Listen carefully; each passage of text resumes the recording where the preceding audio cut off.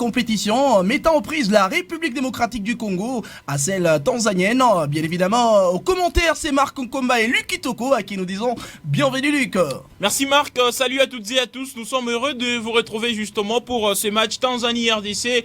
Nous savons justement que c'est dans un contexte des Covid-19 qui impose le huis clos ici au stade TP Mazembe, même pas 50% du public. Et là, les deux nations effectuent leur entrée sur la pelouse. Je pense que nous allons passer un très bon après-midi sur les antennes des Héros Télévision. Et justement avec les 11 des départs, Victor Kuper, c'était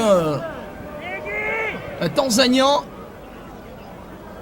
Certainement la partie est en train d'essayer de poursuivre alors que nous sommes en train de jouer la 22e minute et jeu. Attention sur cette accélération pour la RDC. Peut-être les buts pour la RDC.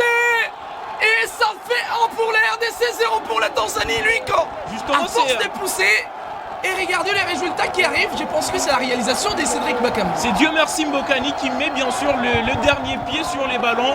Un contrôle assez magnifique même s'il était en perte d'équilibre. On va revenir sur justement l'action, l'accélération. Ce que j'ai apprécié, c'est de Cédric Bakambu qui a eu à récupérer un ballon de la profondeur. Regardez la manière dont il court.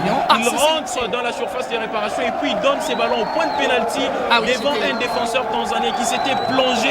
Et Dieu merci Mbokani qui contrôle ses ballons avec autant d'efficacité, même s'il était en perte d'équilibre.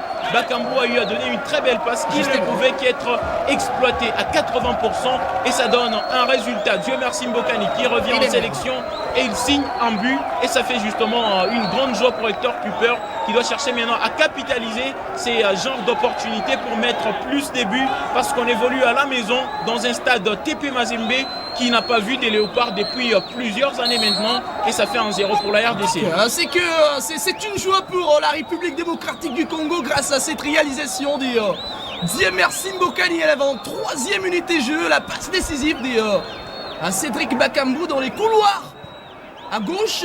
Ça a été exceptionnel, un grand travail abattu et il a fallu tout simplement attendre le pied des Diemersi Mbokani, lui qui est au trône des buteurs.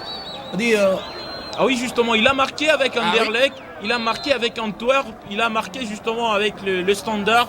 C'est la star du championnat belge, la Super League belge, et donc il revient. C'est le meilleur joueur, justement, en fait, le meilleur buteur congolais. Bien sûr, justement, dans la sélection. Il est passé au TP Mazembe Anglebert. Il évolue en Europe depuis plusieurs années maintenant et donc il connaît les hauts niveaux. Il sait ce qu'on appelle être décisif dans un match, même si c'est un joueur qui va tout droit vers le soir de sa carrière. Il revient justement d'un championnat au Qatar avec autant d'hostilité et voilà, je pense qu'il a encore les rythmes dans ses jambes. C'est un joueur qui a évolué ces dernières années dans l'ombre et les résultats de son travail, les résultats de son efficacité, de sa régularité au courant de ces dernières saisons est en train d'être prouvé là. Par exemple sur cette action où il n'a pas eu à choisir justement le décor par exemple, il a eu à effectuer un très bon choix. C'est tout simplement Moukoko Amale. Il revient sur Samuel Mutusami. Il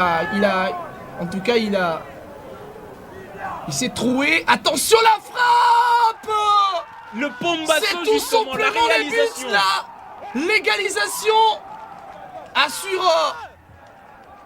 sur ces déchets techniques des...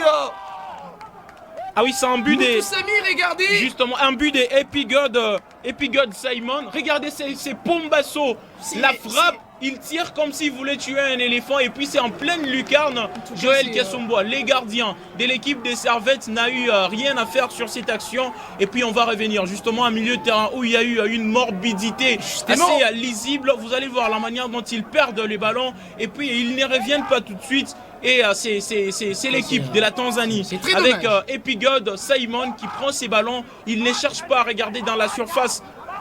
Il y a quel partenaire. Il choisit simplement de tirer. Il prend les risques et ça produit un gros résultat. Ça fait un but partout. La RDC a tout à refaire dans ces matchs. La RDC a tout à refaire dans ces matchs parce que il est né justement en sortant. On se rappelle quand même de lui. Un certain 12 il faut courir. Là, il faut courir. Attention avec cette accélération. Mais malheureusement, il n'y a pas toujours des partenaires. En tout cas, aux côtés de lui. Attention dans les couloirs. Peut-être une réalisation impeccable, mais malheureusement les centres sera tout simplement long. C'est l'ensemble de tout ça qu'on est. Bakambu qui était là. Oui, c'est l'ensemble de tout ça qu'on est en train d'appeler déchets techniques de la part de Moukoko Amale. Voilà, je pense que Hector Cooper est en train de voir tout ça. Il y a une une incohérence entre le joueur. Il y a le manque de facilité de se retrouver sur la pelouse. Et on vient de donner Luc Kitoko les coups de sifflet de la première période. Oui. En tout cas, les coups de sifflet finales de la première période. Et Hector Cooper a en fait des notions à donner, des leçons à tirer, on va dire, de la première période afin de capitaliser la deuxième. Parce que ça risque d'être compliqué si on doit s'élancer dans la deuxième période avec ces mêmes rythmes. Ah oui, justement, je pense que la potentialité côté République démocratique du Congo, pour l'instant, c'est 30%.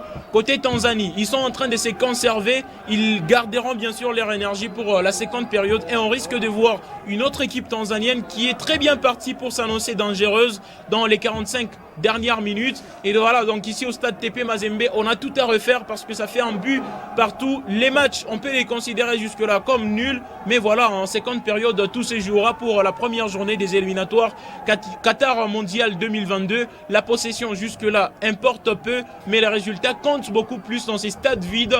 Mais il y a beaucoup de gens devant leur poste téléviseur en train de suivre ces matchs sur Euro Télévision. En tout cas, merci à tous de nous avoir suivis pour ce qui est de la première période sur les antennes d'Euro Télévision. Nous allons tout simplement vous quitter pour 15 minutes de repos. Et puis on va revenir avec...